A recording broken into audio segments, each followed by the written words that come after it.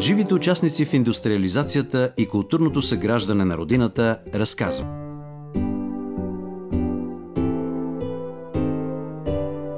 Оптическите технологии, а много по-късно и лазерните технологии, са сериозно научно и технологично предизвикателство пред човечеството. Тяхното овладяване по-отделно и съвместяването им в комплекс представлява значим прогрес за всяка развита страна.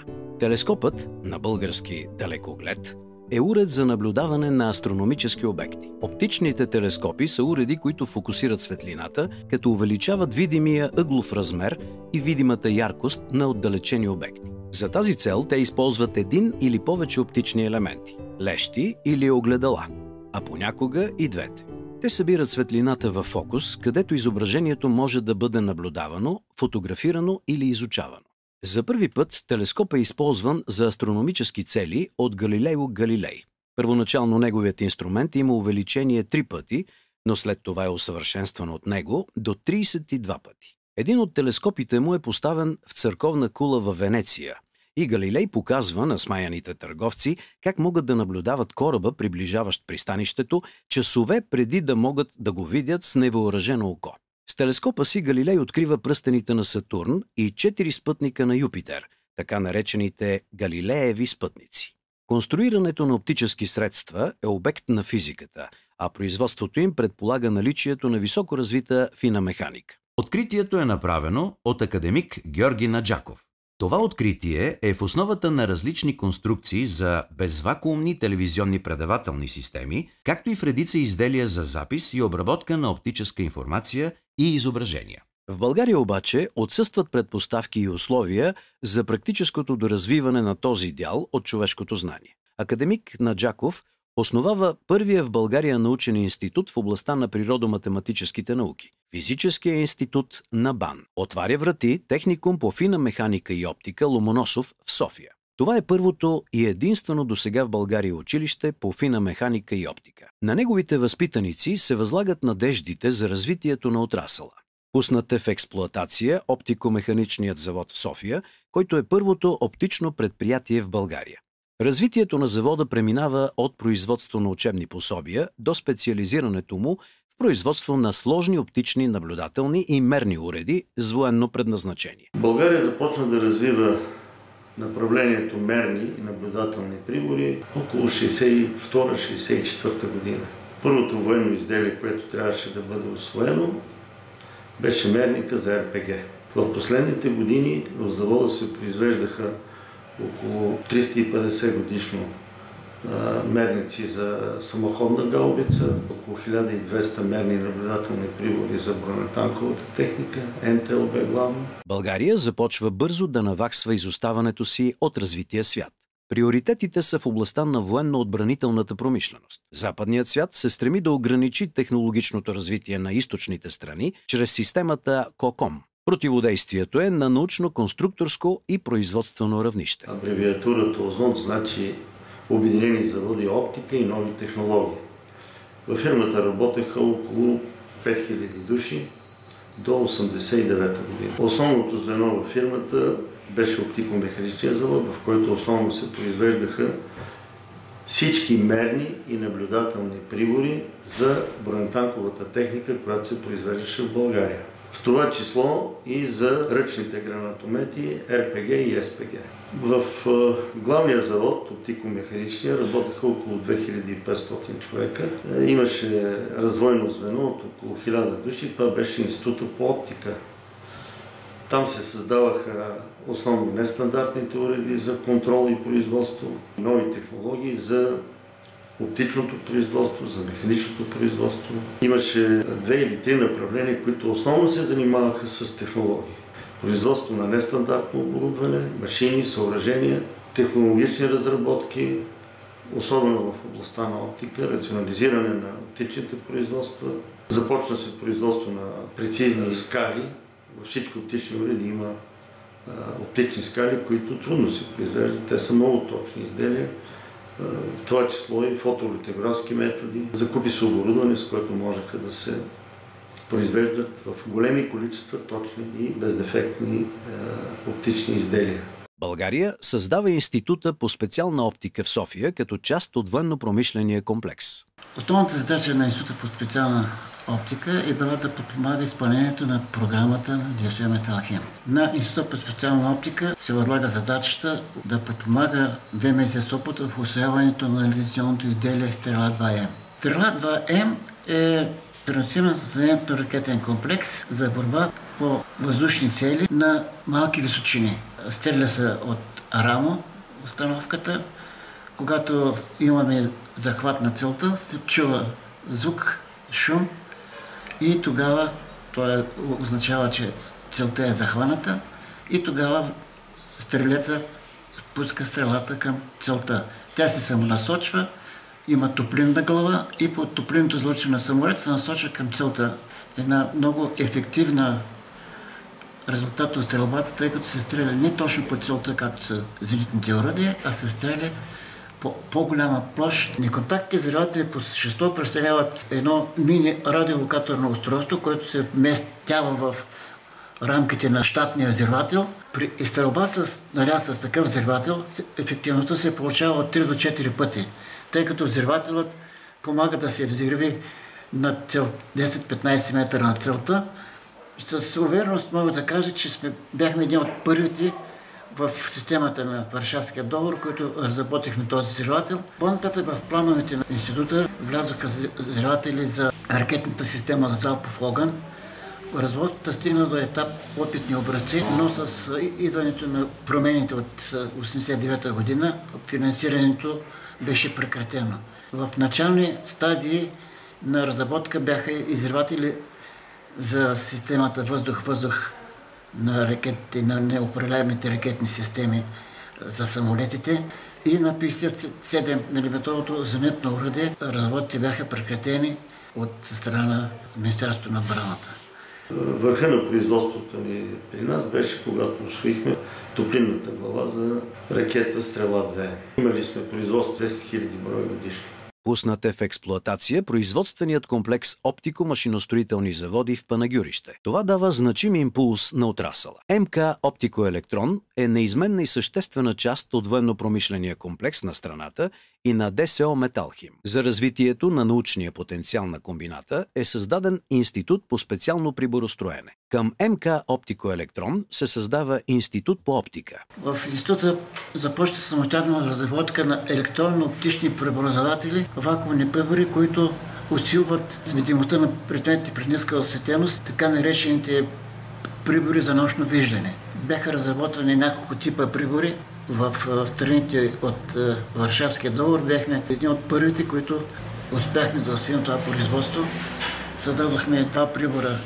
Един е за наблюдение, а другият прибор беше за подпомагане движението на транспортните машини в условията на ниска осветеност.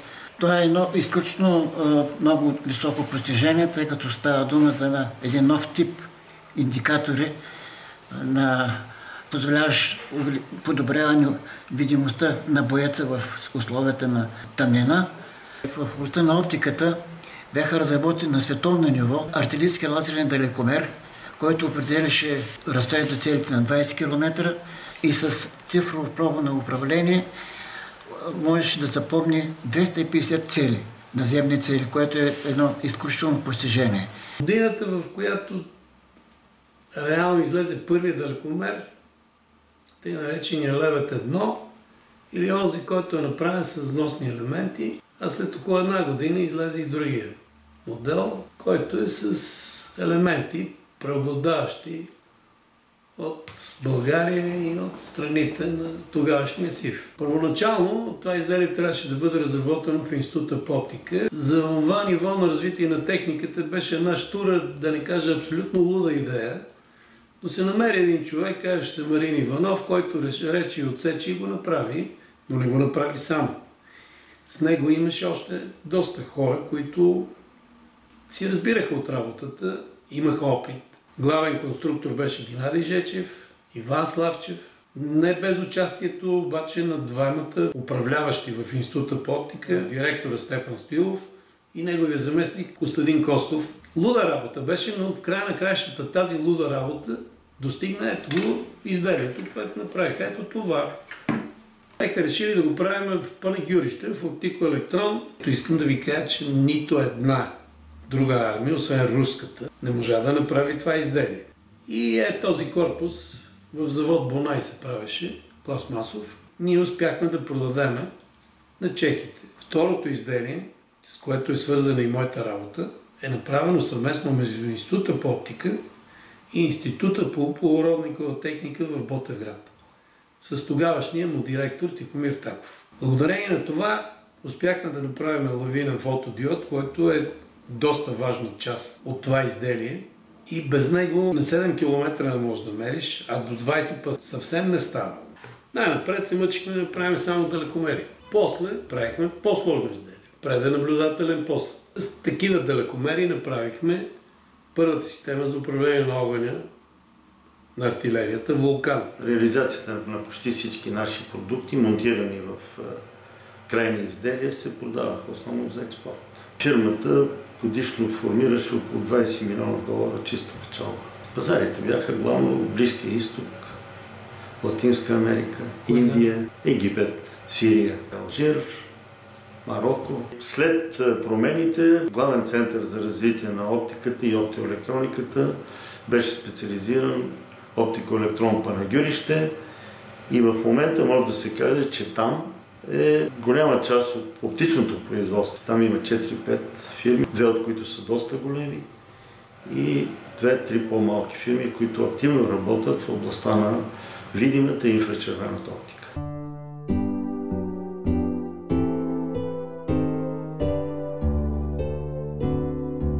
От началото на 20 век десетки изследователи разработват теорията на бъдещите лазери. Лазерът е създаден на база на едно предположение, направено от Алберт Айнщайн.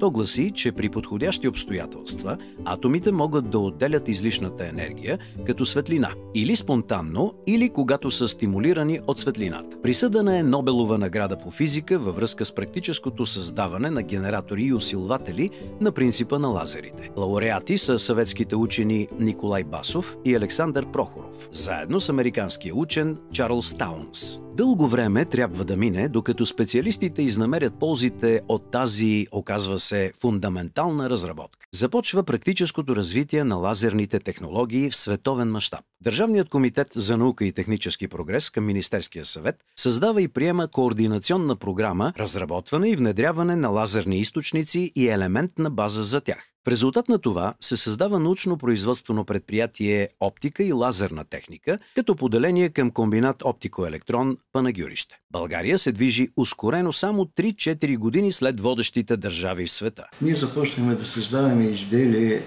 на базата на мощни CO2 лазерни източници, като мощността им се движи от 500, 1300, 2500, 5000 вата. Тези машини и тази технология са с изключително голяма производителност. Те дават възможност на предприятие, придобило подобен лазерен технологичен комплекс, да извършва разкрой на материал, на листов материал, да извършва термообработка, да извършва заварка, да извършва лигиране. В нашия институт по оптика имаше мощно две направления, които се занимаваха с проектиране на електронни устройства, в това число и за радиовзриватели, технологичното оборудване, за машини с програмно управление, специализирани технологични лазерни системи. Имахме добра база, в която можехме да се развиваме, особено лазерната техника, с най-различни видове лазери, или почти цялата гама лазери, които съществуваха тогава, аксимерни лазери, мощни CO2 лазери, як лазери, хелинионови лазери. Създаден е първият индустриален лазер Хебър 1 с мощност 1,3 кВт. Произведен е първият технологичен лазерен комплекс ТЛК-1. Това е програмно управлявана машина за лазерно рязане, заваряване и закаляване. Комплекс от този тип се внедрява в технологичния процес за рязане на стомана в комбинат Бета в Червен бряг. Създаден е Институт по лазерна техника и оптика «Квант» с ръководител, научен сътрудник Владимир Рибаров и 140 сътрудника, от които 80 с висше образование. До 1988 година са създадени 4 вида лазерни технологични комплекса за рязане, заваряване и закаляване с мощност от 0,5, 1,3 и 2,5 кВт. Произведени са около 380 технологични лазерни комплекса, от които 200 броя са изнесени в чужбина и около 150 за Съветския съюз. 120 инсталации за израстване на кристали РУМО за Съветския съюз. 20 лазера на база на пари на меден бромид, Коброл, с приложение в биологията, рамановата спектроскопия, хирургията, дерматологията, подводната комуникация и много други области. One of the key areas was in copper bromide. You had wonderful copper bromide lasers here, which had been developed in the Institute of Physics. Copper and bromide, two of the worst materials to put together. In the late 80s, early 90s, the research papers that we'd looked at, which were issued from here, said that your copper bromide lasers were working for 10 hours, and that was it. The corrosive reaction between copper and bromide and air resulted in a 10-hour life. Well, if you're paying $100,000 for a copper bromide life and for a copper bromide laser, and you're told it's only for 10 hours, you're not going to be very happy.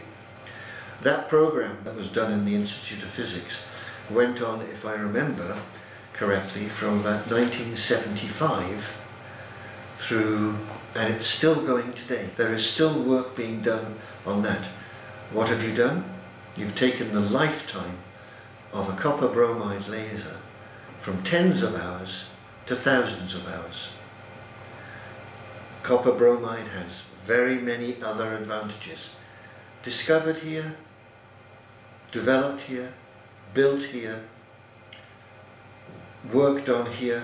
Произведени са още 50 лазерни медицински системи Прометей, значително количество лазерни оптични елементи. В областта на лазерите нашата страна фактически се изравни с много страни от света и постигнахме резултати, които бяха в изключително кратки срокове, което постижение стана благодарение на много добрата работа на специалистите, главно завършили физическия факултет на Софийския университет, възпитаници на един от уважаваните тогава от всички студенти, специалист Константин Стаменов. One of the early revelations to me when I arrived here, there were all sorts of instant observations, but one of the overriding observations was just how many people you had here in 1990 doing pure, applied, and in some cases practical work. I don't know whether you are aware, but in the field of fiber optics, for example, you had something like 130,000 people looking at various fiber technologies. This was in January of 1990. You had 8,000 highly skilled engineers to work on fiber optics, to put it up. We're not talking about military now, we're talking about commercial and all the potential applications. I was absolutely amazed. We had nothing like that in the UK. The other initial impression was that your workforce here was literally 50-50. 50% men, 50% women. We had nothing like that. We had 10% at best of engineers. who were women. Ние успяхме да освоим 5 миливатовите хелиньонови лазери. Последствие те получиха и по-нататъчно развитие. Отначало захранването беше с кабел към лазера, а в следващия етап хелиньоновите лазери получиха самостоятелно автономно захранване. Имаха широко приложение, което ние успяхме да разработим заедно с различни потребители.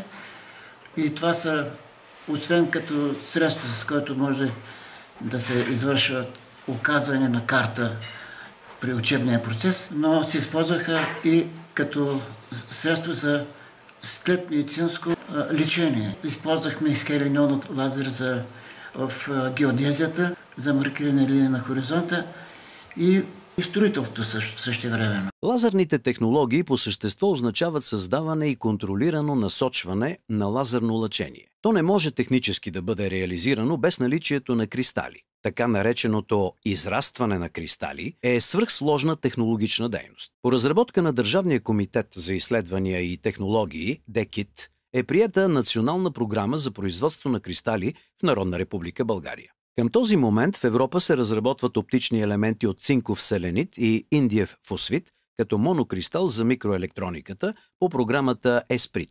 България е на същото световно ниво.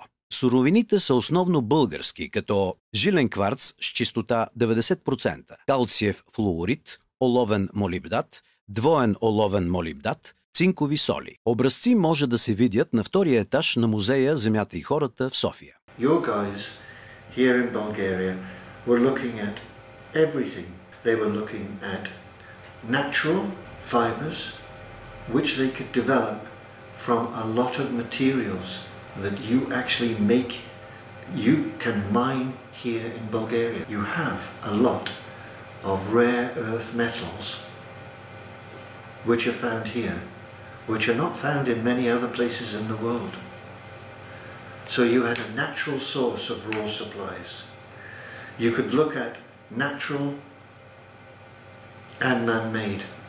You could look at organic. You could look at inorganic. And that was the starting point for most of the scientists here. Паралелно с развитието на CO2 лазерите, ние започнахме и работа по създаване на установки за израстване на кристали. Това е също върху технологично постижение, без възможността да имаш итроалуминиев гранат. Не беше възможно да развием втория клон от производството на нашите заводи, създаването и производство на лазери на базата на итроалуминиев гранат. Ние станахме най-голямата фирма в света за машини за израстване на кристали и на второ място по мощни CO2 лазерни технологични системи. Една много добра лаборатория беше изградена с помощта на Московския технологичен институт за израстване на кристали. Профилно израстване на сапфир, алуминиево-итриев гранат. Нашата необходимост в нашата фирма от кристали за изграждане на лазерни далекомери, медицински лазерни системи, вече можехме да задоволяваме нуждите си с собствено производство на кристали.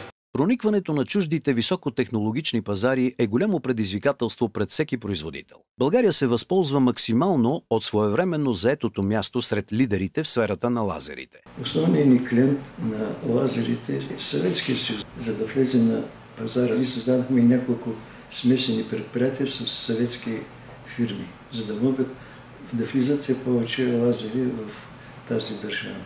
Значи ние изнасяхме от тези лазерни технологични комплекси в Франция, Италия, Гърция, Израел, страни от нашия лагер, ГДР и Чехословакия.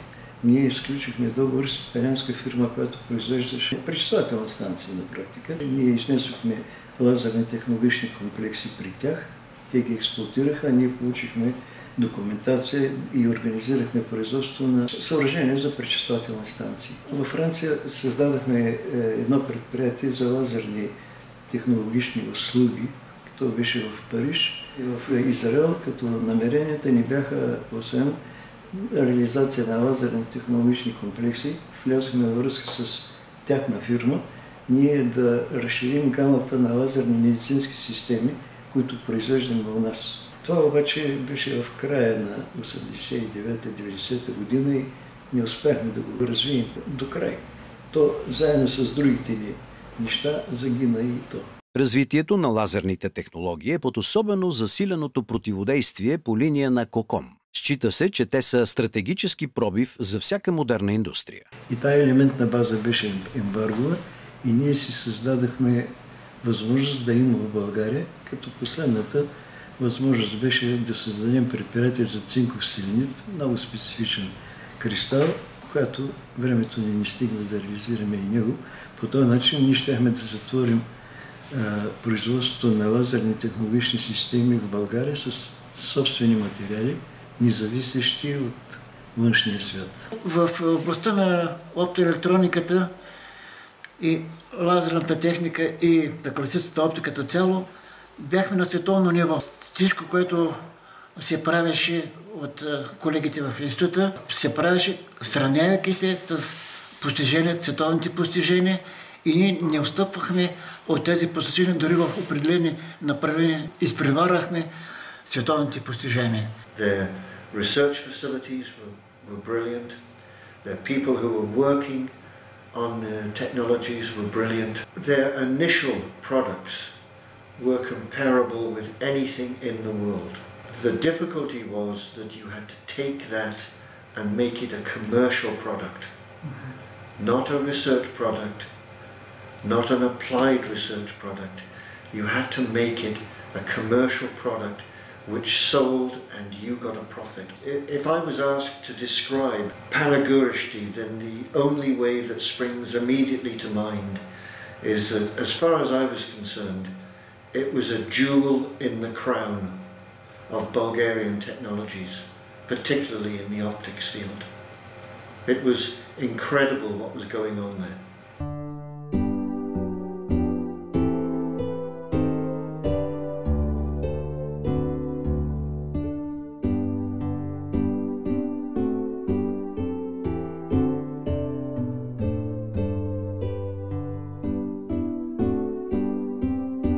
За 40 години в България се въведоха в експлоатация над 2500 завода. Това ще рече 60 завода годишно или 5 завода ежемесечно. Палитрата на българските успехи има много цветове. В другите епизоди представяме постиженията на България в други отрасли на стопанството, социалната сфера и културата. Те извеждат родината ни в навечерието на 1989 година сред 30-те най-развити държави в света, според статистиката на ООН. Тази документална поредица се посвещава на няколко поколения българи, които вградиха себе си в темелите на модерна България.